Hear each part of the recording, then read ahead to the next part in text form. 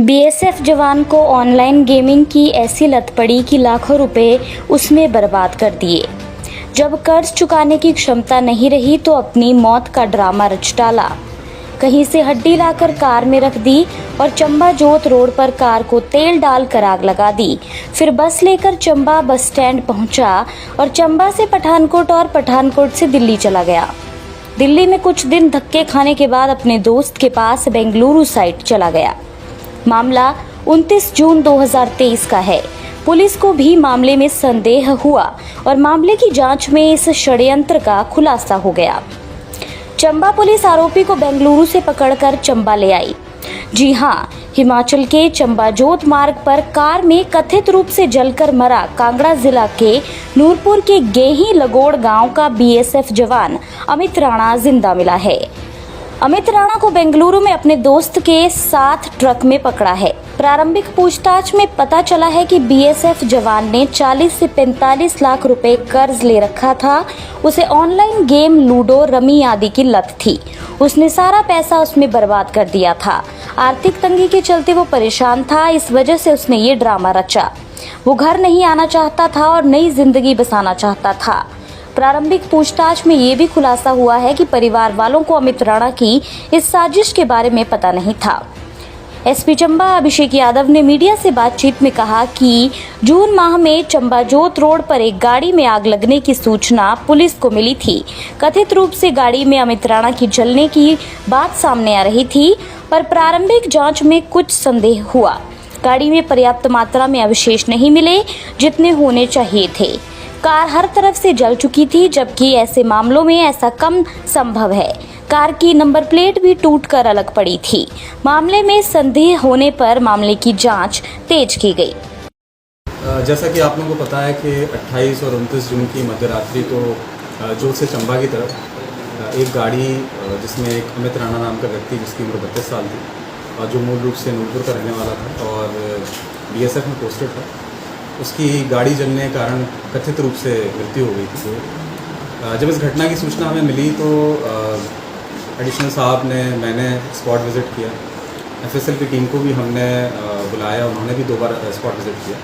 जब घटनास्थल का हमने निरीक्षण किया तो हमें इस घटना में कुछ चीज़ें संदेहास्पद लगी, जैसे कि गाड़ी में जो डेड बॉडी के रिमेन्स थे वो हमें पर्याप्त मात्रा में नहीं मिले, जिससे हमें थोड़ा संदेह हुआ। इसके अलावा गाड़ी जिस प्रकार से जली हुई थी, हर तरफ से प्रॉपरली गाड़ी जली हुई थी, जो अक्सर इस तरह की घटनाओं में कम देखने को मिलता है।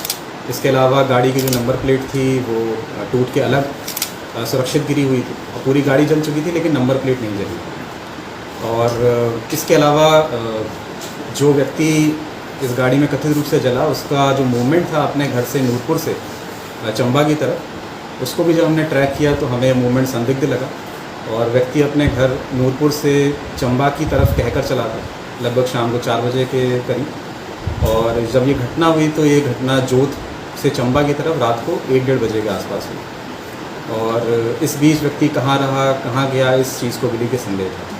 हमने व्यक्ति का मूवमेंट ट्रैक करने के लिए नूरपुर से लेकर जोत तक सारे जो सीसीटीवी कैमरे थे उनका गहनता से अध्ययन किया और नूरपुर भी हमने टीम भेजी, वहाँ भी परिजनों से बात की, इसके मित्रों से बात की और लोकल एरिया से भी फीडबैक लिया। और जिस तरह से इन्वेस्टिगेशन चल रही थी हमें मामले में थोड़ा संदेह लग रहा था और इस वजह से हमने जांच अपनी और तेज़ कर दी और व्यक्ति की फाइनेंशियल ट्रांजैक्शन, उसके बैंक अकाउंट्स, हर तरह की जानकारी हमने एकत्रित की। और इसके साथ ही हमने ये भी कोशिश की कि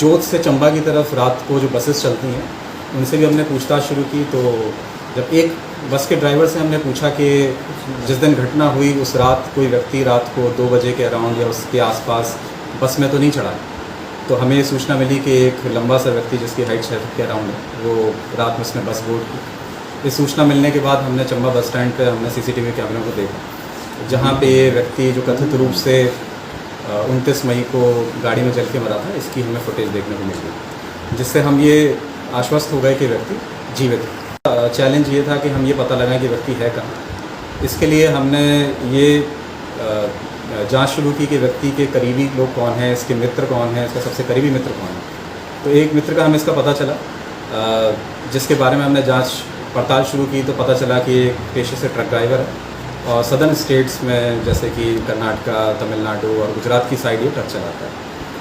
और उसी जांच को जब हमने आगे बढ़ाया तो हमें इस बात का भी संदेह हुआ या शक हुआ कि हो ना हो ये जो व्यक्ति कथित रूप से मरा है गाड़ी में जल के, ये भी अपने मित्र के साथ ही है। और जब इस तरह की शंका में पैदा हुई तो हमने एक टीम जिसको हमारे पीछे जो हेड कांस्टेबल बलविंदर हैं, प्रदीप हैं, इनके नेतृत्व में हमने एक बेंगलोर टीम भेजी।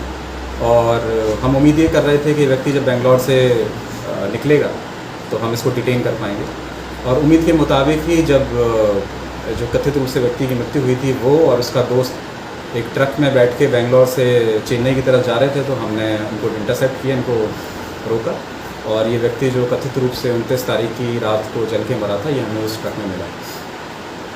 इसके साथ ही इसको पकड़ने के बाद जब हमने इससे पूछताछ शुरू की कि ये इसने अपनी मृत्यु का ड्रामा या ये पूरा खेल क्यों रचा, तो इसने हमें ये बताया कि ये पिछले काफ़ी समय से फाइनेंशियल डिस्ट्रेस में था, आर्थिक तंगी में था।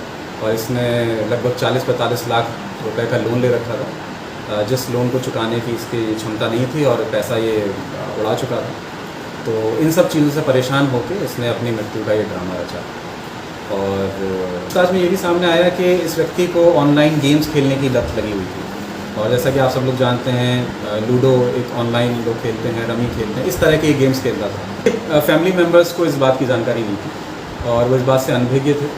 और ये इसने अकेले ही ड्रामा रचा, इसमें फैमिली मेम्बर को इन्वॉल्व नहीं था अभी तक की जो पूछताछ में सामने। अभी हम इससे पूछताछ कर रहे हैं और पूछताछ के आधार पर जो इसके अपराध बनेंगे, जो ऑफेंसेस कॉग्निजेबल इसमें पाए जाएंगे, उनके अनुसार इसमें कार्रवाई की जाएगी। और ये मैटर अंडर प्रोसेस है, हम इसमें लीगल ओपिनियन भी ले रहे हैं, उसके आधार पर इसके खिलाफ